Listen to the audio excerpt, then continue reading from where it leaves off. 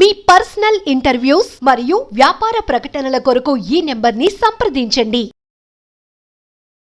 గ్రామీణ పేదలకు సుస్థిర జీవనోపాధిని అందించడానికి మరియు గ్రామీణ ప్రాంతాలలో మన్నికైన ఆస్తులు సృష్టించడానికి మా ప్రభుత్వం మహాత్మా గాంధీ జాతీయ గ్రామీణ ఉపాధి హామీ పథకం కింద 16 శాఖల సమన్వయంతో వివిధ వినూతన కార్యక్రమాలని అమలు చేస్తోంది. 2024-25 సంవత్సరంలో ఇప్పటి వరకు 1.2 మిలియన్లకు పైగా కుటుంబాలకు 100 రోజుల వేతన పరిధిని ఉపాధిని పొందాయి. ఉద్యానవనం, సేద్యపు కుంటలు, పశు సంవర్ధక ఆవాసాలు వంటి ప్రాజెక్టులతో పాటు పైకప్పు నీటి సంరక్షణ, ఇంకుడు గుంతలు, చెక్ డ్యాంలతో పాటు సహజ వనరుల నిర్వహణ ప్రాజెక్టులు చేపట్టడం జరిగింది. గ్రామీణ ప్రాంతాలలో ప్రతి పేద కుటుంబాన్ని పేదరికం నుండి బయటపడేట్లు చేసేందుకు మా ప్రభుత్వం కట్టుబడి ఉంది. ప్రధానమంత్రి ఉపాధి కల్పన కార్యక్రమం, ప్రధానమంత్రి సూక్ష్మ ఆహార సంస్థల అధికారీకరణ, ప్రధానమంత్రి స్వనిధి పథకం మరియు ప్రధానమంత్రి విశ్వకర్మ వంటి వివిధ కేంద్ర ప్రభుత్వ రాయితీ పథకాలతో అనుసంధానం చేయడం ద్వారా స్వయం సహాయక బృంద సభ్యుల జీవనోపాధికి మా ప్రభుత్వం కార్యక్రమాల మద్దతును ఇస్తున్నాయి. ఈ వినూత్న కార్యక్రమాల అమలు ద్వారా స్వయం సహాయక బృంద సభ్యులు ఆదాయాన్ని పెంచడంతో పాటు అనధికార ఉపాధి అవకాశాలను పెంచడం కూడా మా ప్రభుత్వం లక్ష్యంగా పెట్టుకుంది. అదనంగా ఓపెన్ నెట్వర్క్ డిజిటల్ కామర్స్ను ప్రోత్సహించడం ద్వారా మా ప్రభుత్వం స్వయం సహాయక బృంద మహిళలకు వారి వ్యాపారాలను విస్తరించుకోవడానికి వీలు కల్పిస్తోంది.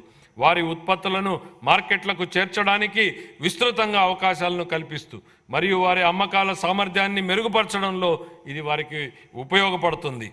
ఈ వ్యూహాత్మక విధానంలో ఆర్థిక సహాయం, నైపుణ్యాభివృద్ధి మరియు డిజిటల్ అవుట్రీచ్ల మిళితం అవడం వలన స్వయం సహాయక బృంద సభ్యులు స్థిరమైన ఆదాయాభివృద్ధిని పెంచుకోగలుగుతారు. ఆంధ్రప్రదేశ్ గ్రామీణ రహదారుల అనుసంధాన ప్రాజెక్టు ద్వారా 1574 పనులను పూర్తి చేయడం జరిగింది. ఈ ప్రాజెక్టు 2134 ఆవాసాలను 2855 కిలోమీటర్ల రహదారులతో కలుపుతుంది. అదనంగా 164 రహదారులు మరియు వంతెనల ప్రాజెక్టులు కూడా కొనసాగుతున్నాయి.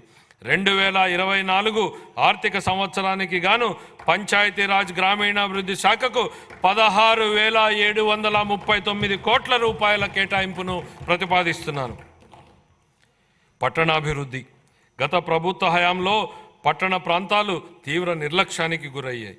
రాష్ట్ర వ్యాప్తంగా పురపాలక సంఘాలలో పారిశుద్ధ్యం లోపించింది మరియు వ్యర్థాల నిర్వహణ లోపం వలన టన్నుల కొద్దీ వ్యర్థాలు మరియు పూడిక పేరుకుపోయాయి.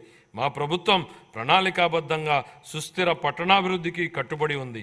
విశాఖపట్నం, కాకినాడ, విజయవాడ, గుంటూరు, తిరుపతి, కర్నూలు తదితర ప్రధాన నగరాలను అభివృద్ధి చేయనున్నాం.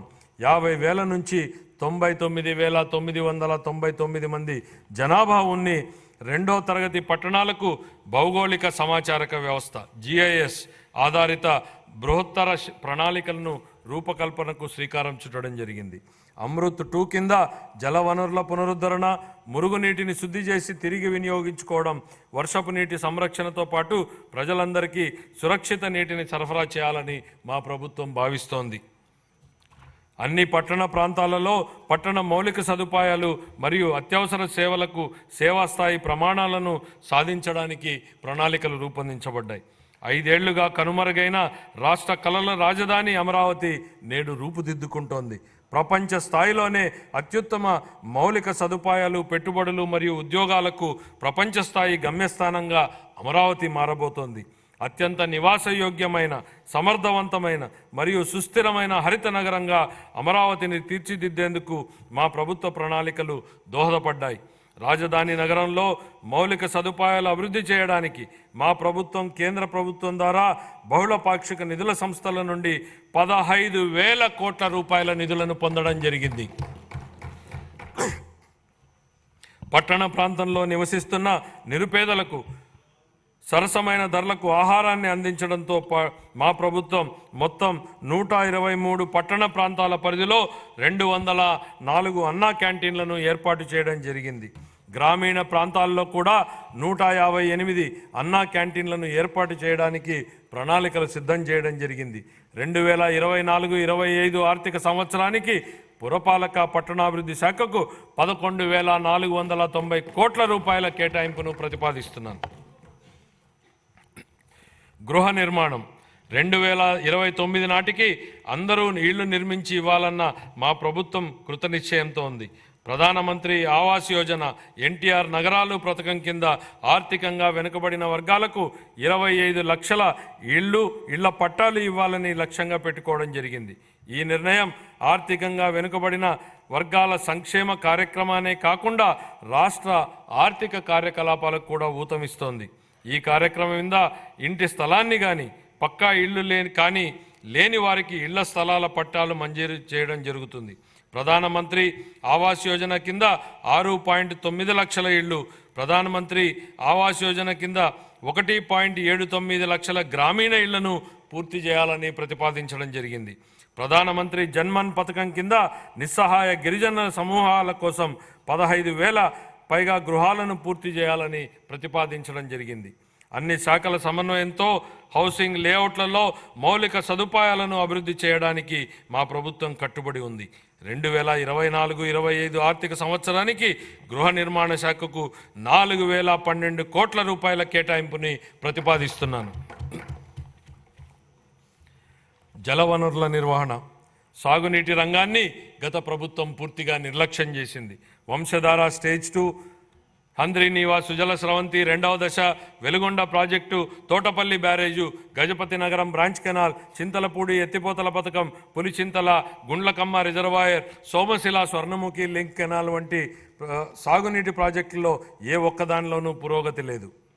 పోలవరం విషయంలో కేంద్ర జలశక్తి మంత్రిత్వ శాఖకు చెందిన పోలవరం ప్రాజెక్టు అథారిటీ సలహాలను పట్టించుకోకుండా నిర్మాణ కీలక దశలో ఉన్నప్పుడు ఏజెన్సీని హఠాత్తుగా మార్చడం వలన డయాఫ్రమ్ గోడ కూలి ప్రాజెక్టు నిర్మాణంలో తీవ్ర జాప్యం జరిగింది. ప్రాజెక్టు ప్రయోజనాల కోసం ఏళ్ల తరబడి ఎదురు చూస్తున్న ఆంధ్ర, ఉత్తరాంధ్ర మరియు రాయలసీమ వాసులకు ఈ జాప్యం కలవరపెడుతోంది. మా ప్రభుత్వం సాగునీటి రంగానికి అధిక ప్రాధాన్యతనిస్తూ ప్రతి పొలానికి నీటిని తీసుకెళ్లాలనే లక్ష్యంతో సమగ్ర నూతన జల విధానాన్ని రూపొందించడం జరుగుతోంది. రాష్ట్రాన్ని కరువు రహిత రాష్ట్రంగా తీర్చిదిద్ది త్రాగు మరియు సాగు మరియు పారిశ్రామిక అవసరాలకు నీటి భద్రతను కల్పించేందుకు కార్యాచరణ ప్రణాళికలు రూపొందించడం జరిగింది. పోలవరం జాతీయ నీటిపారుదల ప్రాజెక్టును త్వరితగతిన పూర్తి చేయడం మా ప్రభుత్వ మొదటి ప్రాధాన్యత. చింతలపూడి ఎత్తిపోతల పథకం, బొడ్డేపల్లి రాజగోపాలరావు వంశధార ప్రాజెక్టు 2వ దశ, Poola Subbaiah Veligonda project, Handrineeva Sujala Sravanthi project, Tungabhadra high level canal వ్యవస్థ మెరుగుదల, చిన్న నీటి పారుదల, వాటర్ షెడ్, భూగర్భ జలాల నిర్వహణతో సహా నిర్మాణంలో ఉన్న అన్ని ప్రాజెక్టులను పూర్తి చేసేందుకు మా ప్రాజెక్టు కట్టుబడి ఉంది. వీటితో పాటు అదనంగా భవనాసి చెరువు మార్పిడి ప్రాజెక్టును మరియు మహేంద్ర తనయ ఆఫ్షోర్ ప్రాజెక్టును చేపట్టాలని మా ప్రభుత్వం భావిస్తోంది. గోదావరి, పెన్న, నాగావళి వంశధార నదులను అనుసంధానం చేయడం ద్వారా రాష్ట్ర వ్యాప్తంగా నీటి భద్రతను కల్పించాలని భావిస్తోంది. 2024-25 ఆర్థిక సంవత్సరానికి జలవనరుల శాఖకు 16,705 కోట్ల రూపాయల కేటాయింపును ప్రతిపాదిస్తున్నాను.